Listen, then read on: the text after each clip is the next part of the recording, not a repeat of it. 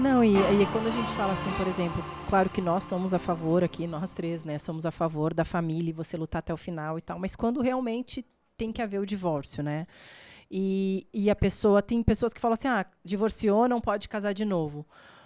Mas, como você falou, aquelas crianças também precisam de um lar, e tem muitas coisas envolvidas, né? Eu vejo hoje, por exemplo, o Galego, quando separou, ele teve 2 filhas e ele não era cristão e nada. Agora, olha a importância para as filhas dele chegar hoje lá em casa e ver um lar estruturado, sabe? E eu também, e nós, e as pessoas que casam e que têm enteadas, estarem dispostos a receberem com o maior amor do mundo, sabendo que essas crianças não tiveram culpa de absolutamente nada do que aconteceu. Né? E que se você quer realmente ter uma família estruturada, você precisa estruturar com todos. Né? Porque vai ficar esse embate, assim, casa de novo ou não casa de novo? Mas, ao mesmo tempo, e essas crianças que precisam também ter um lar? É óbvio que a minha busca primeira sempre é pela restauração do casamento com o pai.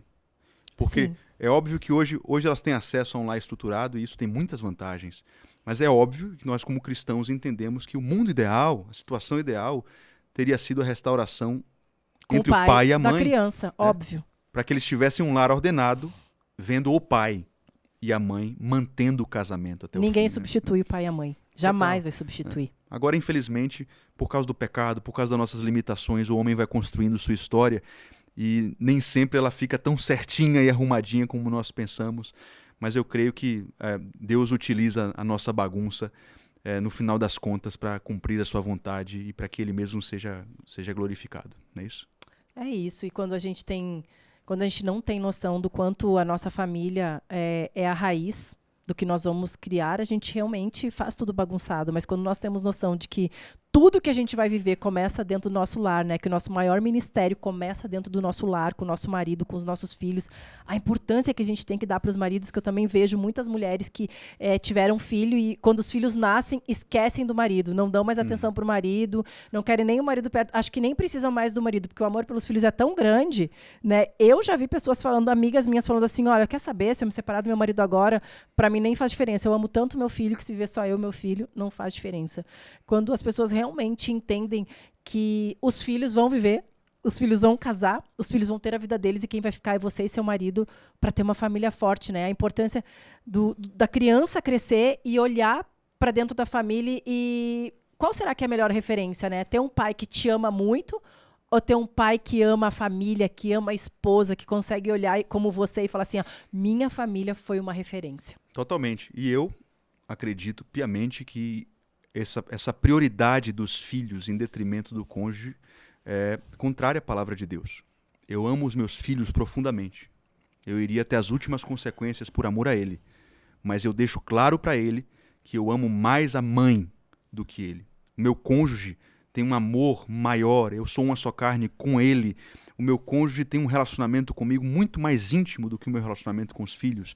É óbvio que amor de pai para filho, amor de mãe para filho, são coisas tremendamente profundas. E diferentes. Diferentes. Mas eu acho que, biblicamente, deve ser deixado claro em casa que o matrimônio tem prioridade nesse amor.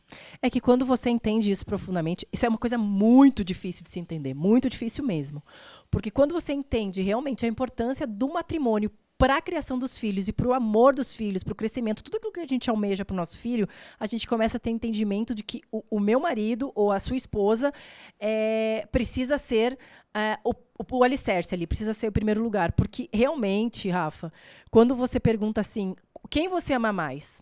Sempre vai falar os filhos, porque se o seu filho amanhã for preso, você vai visitar ele na cadeia. Se o seu filho virar as costas para você, se o seu filho te der um tapa na cara, se o seu filho te responder, no outro dia, você pode até ficar chateado, mas parece que aquele ódio some. O marido não. Se o marido te dá um tapa na cara, no outro dia você odeia ele. E isso é da natureza humana. Sim, então, total. Né, então você realmente entender que você precisa construir aquele lar amando mais o seu cônjuge do que o seu filho, são amores diferentes. Sim, até para que não é que você ama mais ou menos. Até para que a criança não cresça se sentindo no centro. A referência que ela precisa ter em casa é: eu sou muito amado, mas um dia eu vou sair do núcleo familiar dos meus pais e eu vou fazer exatamente o que ele faz com a mulher. Então ele precisa ter essa referência de um local onde ele é extremamente importante, valorizado, amado, bem-vindo, mas quando ele olha para o casamento dos pais, não existe nenhum tipo de relação terrena que subjuga aquela relação. Então, no momento em que eu priorizo o meu filho e eu... tem gente que até sacrifica o casamento em prol do filho, eu estou fazendo mal para o meu filho. Você acha que isso precisa ser falado ou mostrado? Porque talvez se você falar assim, olha, a sua mãe ou seu pai é muito mais importante que você, não cria um trauma na criança? Eu acho que não é dessa forma que se faz. Eu acho que dependendo da idade, quando ele atingir uma certa maturidade, você pode até ensiná-lo para que ele absorva o princípio e execute isso no casamento. Mas na idade infantil, enquanto não existe maturidade para discernir o que ele está falando, a criança deve ver isso através de atitudes. Né? A cama dos pais... Um leito, assim, é um lugar sagrado, é um lugar que é muito importante para os pais, o quarto dos pais, a forma como o marido sacrifica pela esposa, a forma como a esposa cuida, nutre o marido. A criança não é besta, ela vai enxergando essas coisas, os detalhes, e isso fica muito claro. Papai tem 3, 4, 5 filhos, mas o amorzão do papai é a mãe, ele é completamente apaixonado, ele é um marido que se sacrifica por essa mulher, como Cristo se sacrifica pela igreja. Então, no testemunho, isso fica evidente, fica palpável para os filhos, não precisa ser dito. A questão é a palavra, né? Amor, né? Ficou vulgarizado. E tem gente que diz assim, não, mas são amores diferentes, então não precisa comparar. Como se fosse grego, né? Exato. Eros. Eu acabei de falar isso. Mas são amores diferentes. Exato, são amores diferentes, e são de fato. Mas mesmo sendo amores diferentes, o nosso coração sempre vai respeitar uma hierarquia. Veja que o nosso amor pelo cônjuge também é de uma natureza diferente do nosso amor pelo Criador. Sim ou não? Sim, sim. Apesar disso, o que é que o mestre falou? Quem não me amar mais do que esposa, filho, né? Pai, amigos, não é digno de mim. O que é que Jesus estava ensinando? O nosso coração respeita hierarquias de amores. Quando essa hierarquia é desordenada, isso vai gerar consequências negativas. Então, eu acredito que a ordem correta é, no meu coração, eu amo acima de todas as coisas o Criador.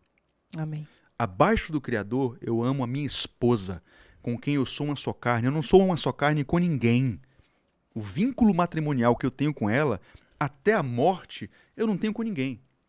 Depois, os filhos, acima de todos os outros.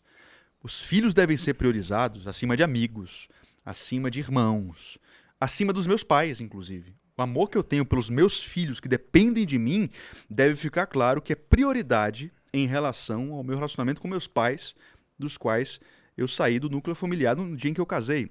Então perceba que existe uma ordem. O Criador planejou uma ordem hierárquica e o nosso coração sempre vai respeitar uma hierarquia dos amores. No momento em que isso é desordenado, bagunçado, a família sofre.